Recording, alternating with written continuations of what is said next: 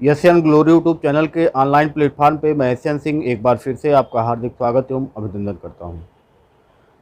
सिद्धार्थ विश्वविद्यालय BEd second year परीक्षा का कार्यक्रम घोषित हो चुका है।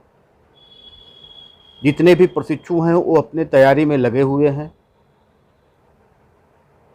आज हम चर्चा करेंगे उसी संदर्भ में कि गोरखपुर विश्वविद्यालय में जो आयोजित परीक्षा हुआ इस साल 2022 में, वहाँ पे जो क्वेश्चन पूछा गया था वो कौन कौन से क्वेश्चन पूछे गए थे, किस पेपर में क्या क्वेश्चन पूछा गया था, इसमें हम विस्तृत आपसे चर्चा करेंगे।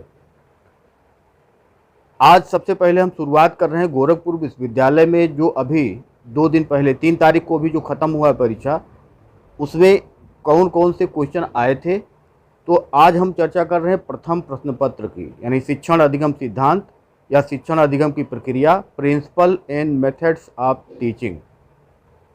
पहले पेपर में क्या क्या क्वेश्चन गोरखपुर विश्वविद्यालय में सेकेंड ईयर में पूछे गए थे, चर्चा इस पे करनी है।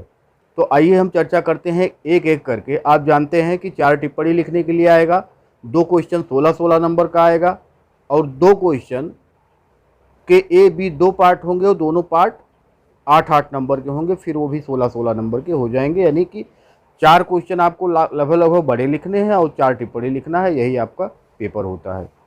तो टिप्पणी में क्या आया था, अनुदेशनात्मक उद्देश्यों का महत्व पूछा था, शिक्षण व अधिगम में संबंध पूछा था, दल शिक्षण टीम टीचिंग पूछा था और शिक्षण की अवस्थाएं पूछा था। तो इसमें से लगभग सारे जो टॉपिक हैं वो हमने पढ़ाया है। आप एशियन ग्लोरी यूट्यूब चैनल के प्लेलिस्ट में जाइएगा, वहाँ आपको ये वीडियो आपको मिल जाएगा। आप वीडियो खोजने के लिए जब भी आप खोजने जाइएगा तो आप उस पर लिखिएगा एशियन ग्लोरी अनुदेशनात्मक उद्देश्यों का महत्व, एशियन ग्लोरी या अनुदेशनात्मक उद्देश्यों का महत्व, एशियन ग्लोरी शिक्षण व अधिगम में संबंध, एशियन ग्लोरी दल शिक्षण, एशियन ग्लोरी शिक्षण की अवस्थाएं। ऐसे करके आप खोजेंगे तो आपको वह वीडियो मिल जाएगा। आगे जो खंड आ है उसमें 16-16 नंबर के 4 क्वेश्चन आते हैं, जिसमें से आपको 2 लिखना है। वहाँ क्या पूछा गया ये इस पे चर्चा करते हैं। शिक्षण के संप्रत्यय की विवेचना कीजिए, शिक्षण के स्तरों का वर्णन कीजिए। शिक्षण के संप्रत्यय को भी बताया गया है, शिक्षण के स्तर को भी बताया गया है। ये भी आपको एशियन ग्लोरी यूट्यूब चैनल पे उपलब्ध है।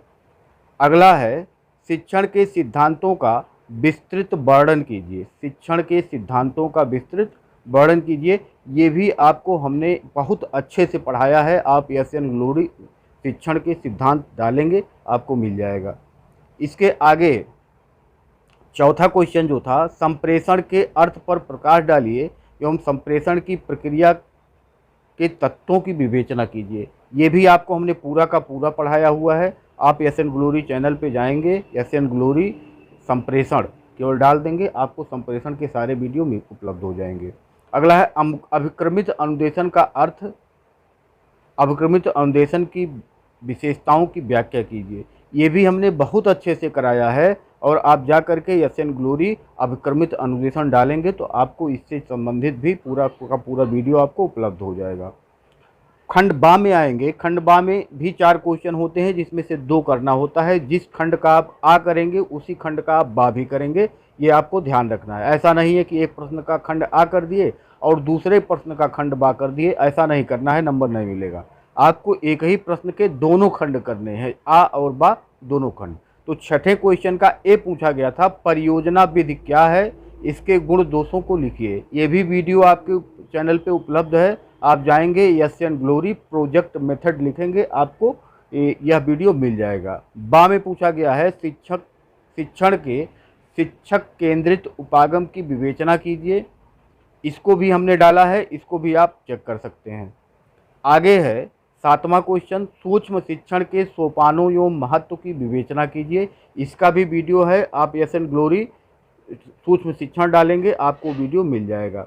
बा में पूछा है रेखीय और शाखीय अभिक्रम में अंतर स्पष्ट कीजिए। इसको भी आप लिखेंगे एशियन ग्लोरी रेखीय और शाखीय अभिक्रम में अंतर, आपको यह वीडियो उपलब्ध हो जाएगा।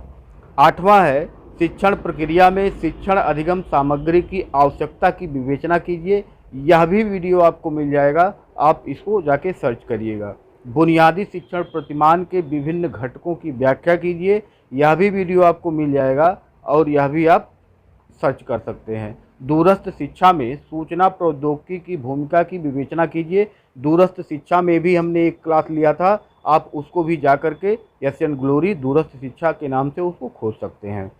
और लास्ट में पूछा गया था पाठ योजना के चरणों की विवेचना कीजिए, इसको भी हमने कई वीडियो इस पे हमने डाला है, आप इसको एशियन ग्लोरी पाठ योजना करके आप खोज सकते हैं। तो ये पूरा यही पेपर था जो गोरखपुर विश्वविद्यालय में पूछा गया था। हमने जितना क्वेश्चन गोरखपुर विश्वविद्यालय वालों को बताया था उसमें से एक भी क्वेश्चन बाहर नहीं आया था। आपको अगर देखना है तो जिस दिन वहाँ का पेपर था उस दिन हमने वीडियो बना करके पूछा था कि आज आप लोगों का पेपर कैसा हुआ, जो हमने आप लोगों को पढ़ाया था वह आपका आया या नहीं आया।